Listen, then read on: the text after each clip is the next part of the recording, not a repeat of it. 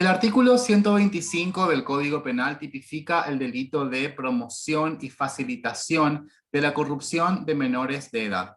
En el primer párrafo encontramos la figura básica, el que promoviere o facilitare la corrupción de menores de 18 años, aunque mediare el consentimiento de la víctima, será reprimido con reclusión o prisión de 3 a 10 años. Respecto del bien jurídico afectado, la doctrina tradicional entiende que lo que se afecta en este delito es la normalidad sexual. El autor de este delito fomenta la anormalidad en el trato sexual en cuanto a sus modalidades, creando el peligro de torcer los instintos sexuales del menor, alterando el sentido sano de la sexualidad. En definitiva, se pretende proteger a los menores y preservar su adecuado desarrollo sexual. El problema aparece a la hora de definir a un comportamiento sexual normal, puesto que es una expresión muy poco precisa. ¿Cuándo una relación sexual es normal? El concepto de normalidad sexual supone la existencia de una manera correcta de tener relaciones sexuales, lo que introduciría un ideal moralizante en el Código Penal y nuevamente abrimos la puerta a la honestidad como un bien jurídico que ya debió de haber sido excluido de nuestro código. Desde una perspectiva puramente biológica, un acto sexual correcto es aquel acto sexual apto para la procreación, pero esa consideración deja de lado el concepto de satisfacción sexual. El ser humano no solo tiene relaciones sexuales cuando tiene pensado reproducirse, sino que también lo hace por deseo o por placer. Es por ello que Fontán Balestra sostiene que habrá una conducta corruptora cuando exista una satisfacción erótica desviada. La corrupción, en este sentido, es definida como un estado de depravación de la persona. Lo mismo que la prostitución. La corrupción es la depravación de los modos y la prostitución es la depravación de los motivos generadores del acto sexual. Corromper quiere decir gramaticalmente echar a perder. Sin embargo, el concepto jurídico de corrupción implica llevar a cabo un acto de contenido sexual con aptitud suficiente para alterar la sexualidad de otro, para depravarla, deformar las prácticas sexuales. Para Soler, el acto corruptor debe ser apto para dejar una huella profunda en la psiquis del individuo, torciendo el sentido natural, biológico y sano de la sexualidad. Por ello, la acción, para que sea calificada de corruptora, debe tender a alterar antinaturalmente la forma o condiciones en las cuales el acto sexual se lleva a cabo en sí mismo. Esta alteración puede llevarse a cabo inculcándole a la víctima las prácticas lujuriosas o depravadas, o bien por despertar prematuramente la sexualidad aún no desarrollada del menor. Por su parte, Creus entendía que el acto corruptor puede tener tres características. Puede tratarse de un acto perverso. El acto sexual es perverso cuando en sí mismo es depravado, porque implica un ejercicio anormal de la sexualidad. Y aquí se ejemplifican los casos de coitos anormales, prácticas sadomasoquistas, prácticas humillantes, actos de bestialismo, prácticas sexuales que involucren animales. También puede ser un acto corruptor cuando es prematuro, cuando no coincide con el desarrollo sexual del menor según su edad. Aquí deberemos analizar cada caso particular, puesto que lo prematuro para un menor de 16 años quizá no lo sea para un menor de 6 años. En general se ejemplifica al acto prematuro con enseñarle prácticas masturbatorias a un niño de 5 años.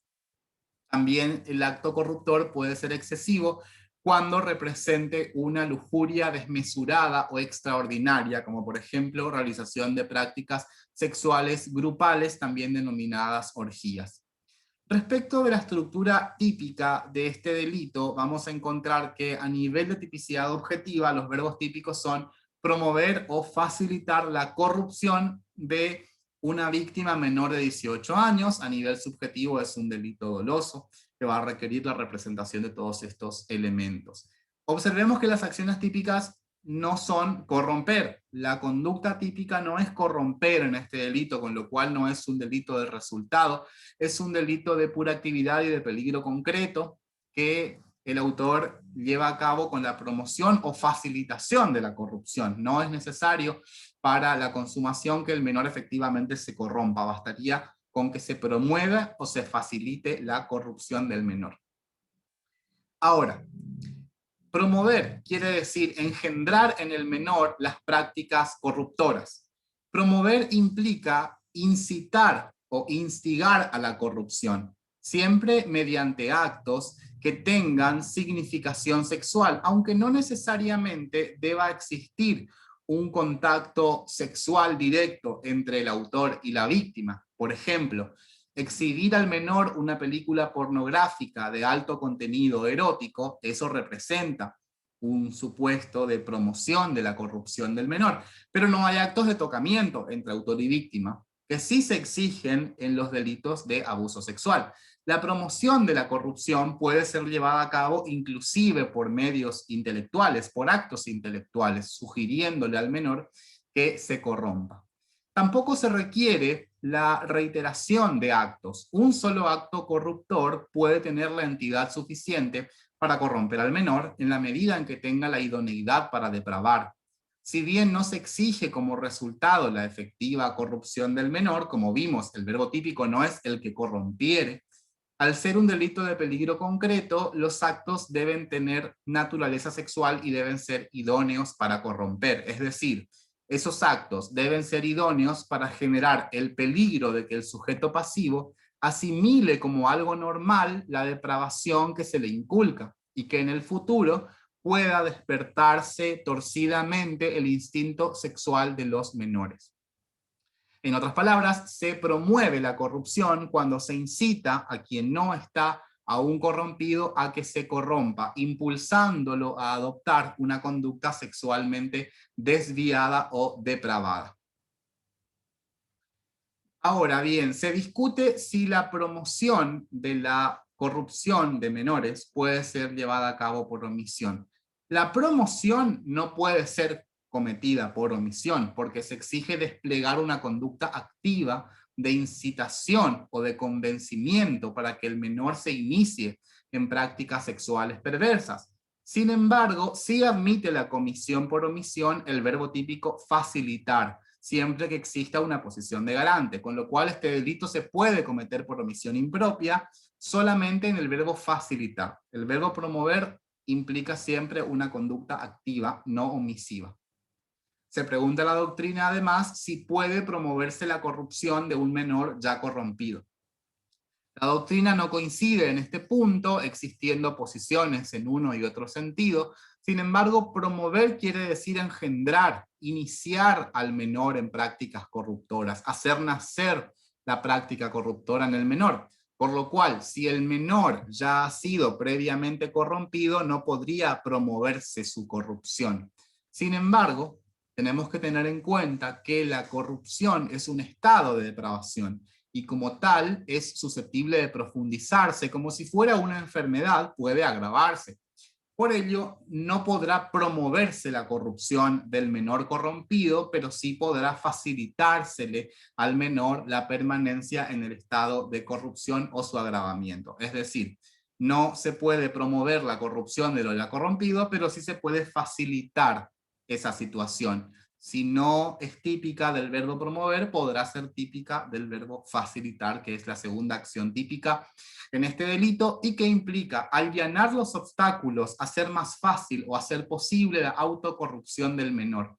El autor facilita, además, cuando proporciona o entrega medios favorecedores de la corrupción. Por ejemplo, hacer entrega de películas de alto voltaje erótico. La facilitación puede ser cometida por omisión cuando exista una posición de garante en el autor, es decir, el autor que no evita la corrupción del menor estando obligado a ello.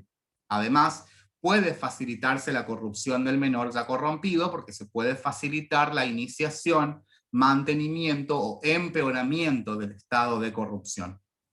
La víctima del delito, el sujeto pasivo, debe ser menor de 18 años y además es importante aclarar que debe tener la suficiente capacidad psíquica de comprender el acto al cual se lo está exponiendo.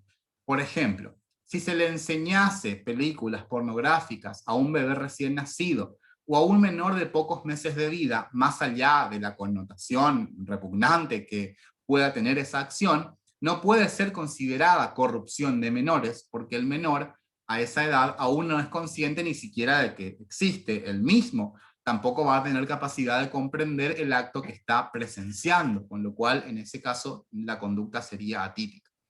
El consentimiento del menor es irrelevante porque se entiende que no ha desarrollado aún la suficiente madurez como para comprender a lo que se está exponiendo. Nadie podría consentir, echarse a perder a sí mismo, corromperse a sí mismo. Y a nivel subjetivo es un delito doloso. El autor debe representarse todos los elementos objetivos del tipo penal, y algunos autores agregan que debe obrar siempre con dolo directo, o que la meta principal del autor debe ser lograr la corrupción del menor de edad. Si es que el autor pensaba que la práctica corruptora iba a ser beneficiosa para la sexualidad del menor, es decir, no se representaba el carácter corruptor de esa práctica, entonces se excluiría el dolo porque no se representa que ese es un acto corruptor. Tradicionalmente aquí se da el ejemplo de quienes procuran o quienes ayudan a la iniciación sexual de un menor de 14 o 15 años, si lo llevan los parientes para que tenga su primera experiencia sexual. Este es un ejemplo de corrupción de menores, claramente, porque a una edad muy prematura se lo está exponiendo a una práctica sexual prácticamente como un rito de iniciación, es decir, se está depravando el modo en el cual se tienen relaciones sexuales. Sin embargo, de alguna manera allí habría una falta de dolo, habría un error de tipo, porque estas personas no se representan que ese es un acto corruptor y piensan que es algo beneficioso para su sexualidad. Más allá de que es un error vencible, este delito no admite la figura culposa. Las agravantes del delito de corrupción de menores están en el segundo y tercer párrafo del artículo 125. La pena será de 6 a 15 años de reclusión o prisión cuando la víctima fuera menor de 13 años. Ya vimos en delitos anteriores que los menores de 13 años tienen una protección especial. El legislador ha querido darles una protección especial por vía de estos delitos. Se considera más grave todo contacto sexual que involucra a un menor de 13, porque allí la presunción es iuris et de iure respecto a su consentimiento. Y en el párrafo final encontramos cualquiera que fuese la edad de la víctima, y hay que hacer una aclaración en ese sentido, en el texto del artículo. Cuando dice cualquiera que fuese la edad de la víctima, se sigue refiriendo a un menor de 18 años. Aquí la conducta típica es un menor de 18. Cuando dice cualquiera que fuese la edad, es una aclaración que este párrafo vale tanto para el primero como para el segundo párrafo, pero no es típica la corrupción de un mayor de edad. La pena será de reclusión o prisión de 10 a 15 años cuando mediare engaño. En el engaño vamos a encontrarnos con que el autor se vale de un ardid disimulando u ocultando el carácter corruptor de las prácticas inculcadas, por ejemplo, haciéndole creer al menor que se trata de un inocente juego, cuando en realidad se está tratando de una conducta que tiende a corromperlo. Las demás agravantes son la violencia, la amenaza, el abuso de autoridad o cualquier otro medio de intimidación o coerción, como también si el autor fuera ascendiente, cónyuge, hermano, tutor o persona conviviente o encargada de su educación o guarda. Es decir, todas agravantes que se comparten con los medios comisivos o agravantes del abuso sexual del artículo 119, y las mismas consideraciones son aplicables también a este delito. En el artículo 125 bis del Código Penal se tipifica el delito de proxenetismo o promoción y facilitación de la prostitución ajena. El artículo 125 bis del Código Penal dice: el que promoviere o facilitare la prostitución de una persona será penado con prisión de 4 a 6 años de prisión, aunque mediare el consentimiento de la víctima. Respecto de los sistemas de regulación de la prostitución, existen por lo menos tres. El sistema reglamentarista, que se inició en Francia.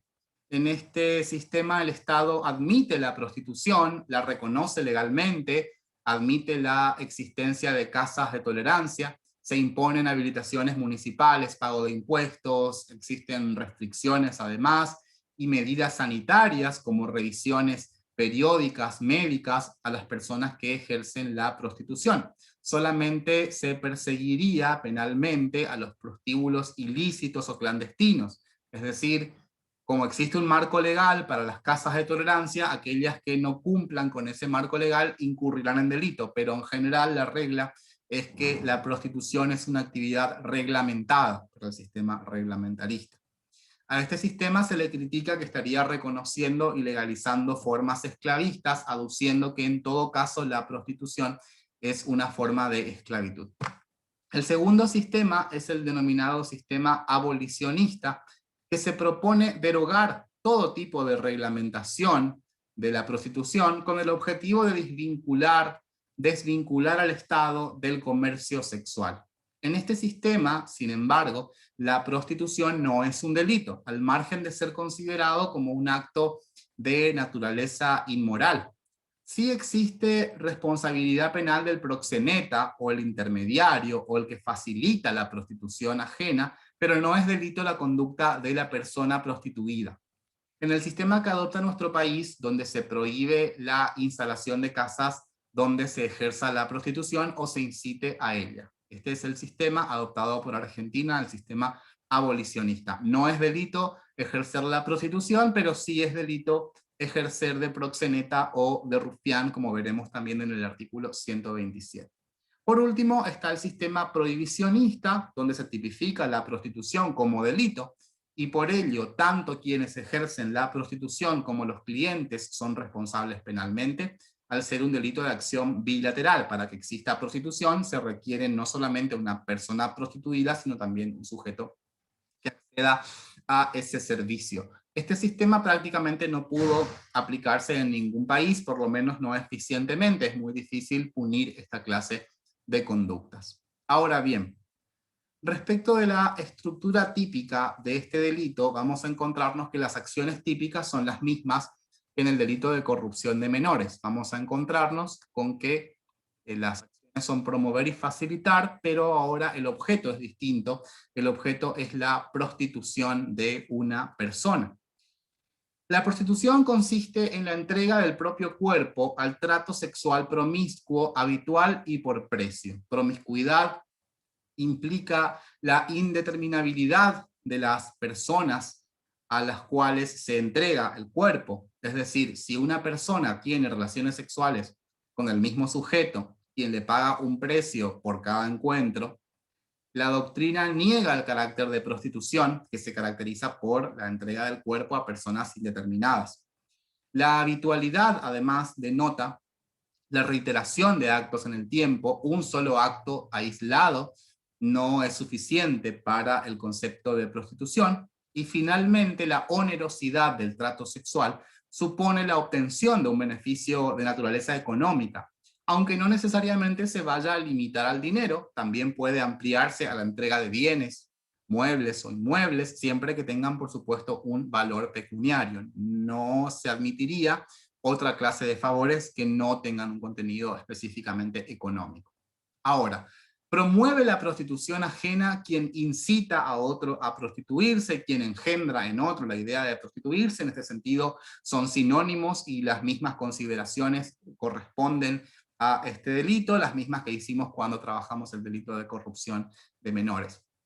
Promover la prostitución es instigar a otro a adoptar este estilo de vida. Facilitar la prostitución es prestar cualquier aporte o colaboración para que la prostitución tenga lugar. Por ejemplo, facilitar el lugar físico, prestar un departamento, también obrar de intermediario para conseguir clientes, también son todas formas de facilitación de la prostitución. A nivel subjetivo, este es un delito doloso que va a requerir de la representación de todos los elementos objetivos. No se ha tipificado figura imprudente en este capítulo. Ahora, algunas cuestiones específicas respecto del delito de proxenetismo. La irrelevancia del consentimiento. Este delito fue objeto de la reforma de la ley 26.842, que es la ley de lucha contra la trata de personas. Esta ley modificó la regulación de este delito. Antes de la reforma, solamente era irrelevante el consentimiento del menor de edad, mientras que la promoción o facilitación de la prostitución de una persona mayor de edad solamente era típica si era llevada a cabo mediante violencia, amenaza o alguno de los medios comisivos que hoy son las agravantes de este delito. Es decir, antes de la ley 26.842, si se promovía o facilitaba la prostitución de un mayor de edad que ejercía el comercio sexual en forma libre, esa era una conducta atípica. Había dos situaciones, prostitución de menores y prostitución de mayores. Solamente no valía el consentimiento en el ámbito de la prostitución de los menores.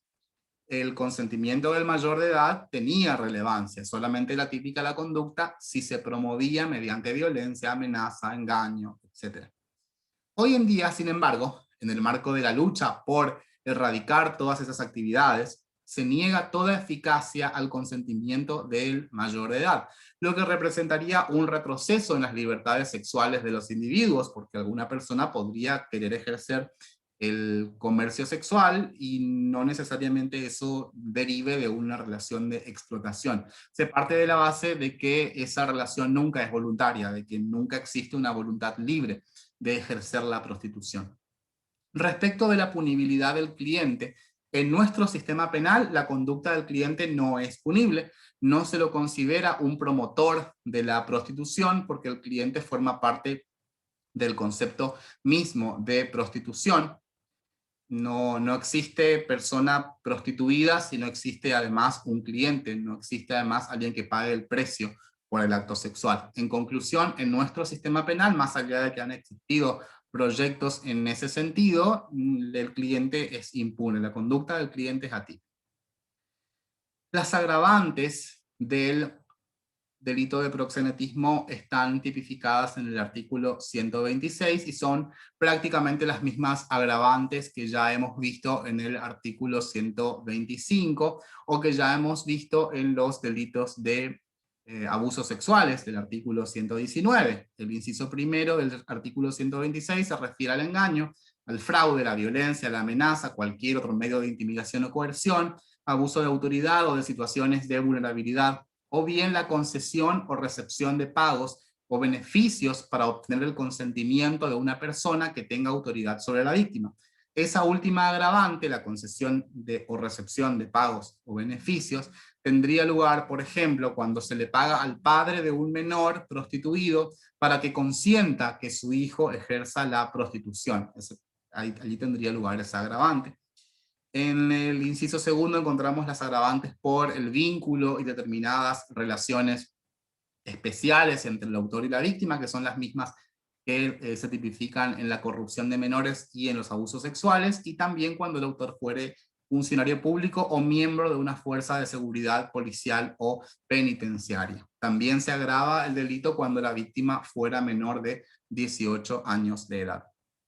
Cuando un menor de edad es la víctima, allí se considera que todavía es más grave porque claramente el menor ni siquiera tiene el suficiente discernimiento como para comprender esa explotación. El artículo 127 del Código Penal tipifica el delito de rufianería en los siguientes términos.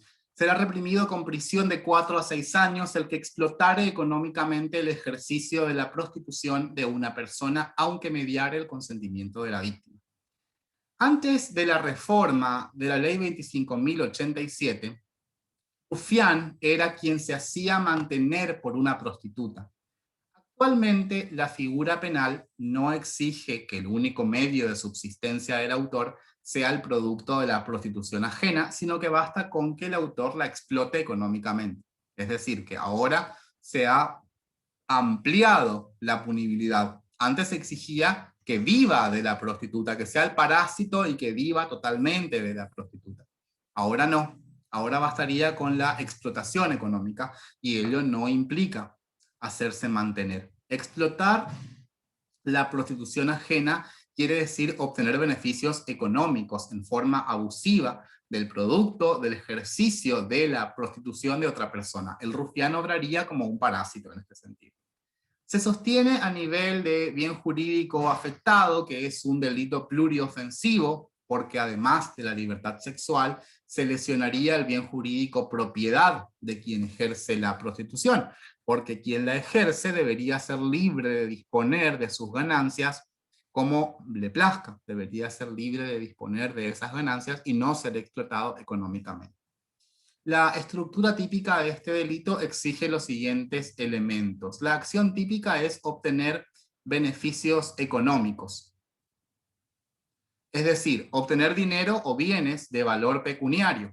El autor puede apoderarse de la totalidad de los ingresos de la prostitución ajena o bien solamente de una parte o de un porcentaje. La acción típica es más amplia en relación con la antigua redacción. Antes se requería mucho más que el autor se haga mantener por una prostituta. Esta figura se diferencia de la anterior, se diferencia del proxenetismo, en el hecho de que el rufián puede explotar económicamente la prostitución ajena sin haberla promovido ni facilitado en modo alguno. Es decir, el rufián puede no haber promovido la prostitución ni facilitándola. Bastaría con que él explote económicamente el producto de la prostitución ajena. Ahora, la falta de consentimiento. La ley 26.842, también en el marco de la trata de personas, eliminó el consentimiento de la víctima expresamente. Dice, aunque mediar el consentimiento de la víctima, de todas formas se tipificaría este delito. Ahora bien, ¿cuál es el problema? Más allá de que el texto actual le reste toda eficacia a ese consentimiento, entendemos que debe seguirse catalogando o que debe seguirse interpretando que la rufianería solamente puede tener lugar en contra de la voluntad de la persona prostituida. ¿Por qué?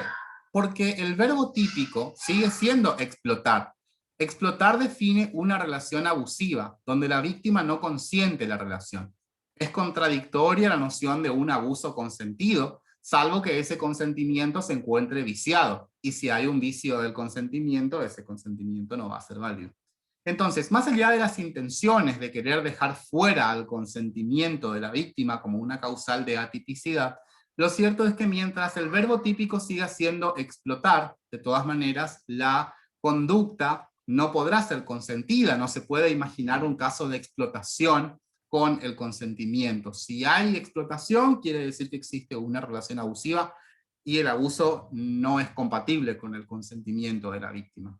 La ley 26.842, en su afán por luchar en contra de la trata de personas y erradicar la prostitución, niega toda eficacia al consentimiento de la persona prostituida por entender que su consentimiento siempre estará viciado, presunción que es peligrosa porque puede avanzarse sobre libertades sexuales individuales, ya que nuestro sistema es abolicionista, donde se permite la prostitución, no es delito prostituirse, simplemente será delito en todo caso intermediar, ser rufián o ser un proxeneta.